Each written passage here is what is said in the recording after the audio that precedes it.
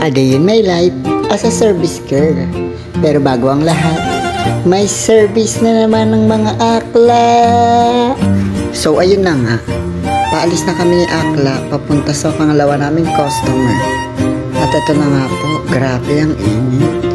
Pero hindi pwedeng sumuko dahil hindi pa tayo mayaman.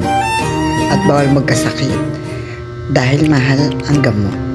So ngayon andito na tayo sa lugar ng client at nakarating na rin natin ang bahay ni client. So magsimula na agad tayo ng makarami. So ito ang previous hair ni client, super totally damaged. So ang in-avail niya is highlights with base color and Brazilian Botox. So simulan na natin applyan ng makapagpahinga. Yan na, sige, applyan mo Akla, applyan mo muna ng treatment para hindi mag-damage ang buhok ni madam. Nang sa gayon, mai-highlights natin ng maayos. Sige, i-treatment mo, apply. Okay po, apply. Kaya lang ng applyan, huwag mapapagod mag-apply dahil araw-araw mo naman yung ginagawa, Akla. Okay po. Si madam po pala ay pangalawang client na namin sa araw na to. Pangalawang client. So ayan, nakababad na po siya. Hintay lang po ng ilang minuto and then i-blower. Pagbanlaw, blower. So far wala naman pong nangyari. Maganda pa rin po ang hair niya. Sige Akla, i-blower mo.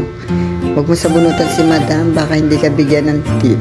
So, i-highlights na rin natin siya. Ayan, pass forward. Pagpasensyahan niyo po ang voice cover ko dahil hindi po talaga ako marunong. Yan, sige i-highlights. I-highlights mo ng i-highlights din. And then, banlawan at i-blower.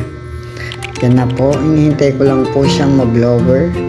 Naka-apply na po ang Botox dyan. Hindi na lang po namin pinakita para hindi ganong humaba. So, ayan na po. Planchahin mo na Akla. Ayan po, nag-proceed na po tayo sa hair ironing. Yan. Ayan, planchahin hanggang sa mabuhay. Yan na po. So, ito na po ang final result ng kanyang hair. Yan na po. Highlights with two-tone color with base color na ash brown. Sa mga gusto pong magpa-home service, just PM lang and contact me. Salamat sa panonood. Bye-bye! Mwah! Said it happened last night, about 10 to 11 when I first laid eyes on you.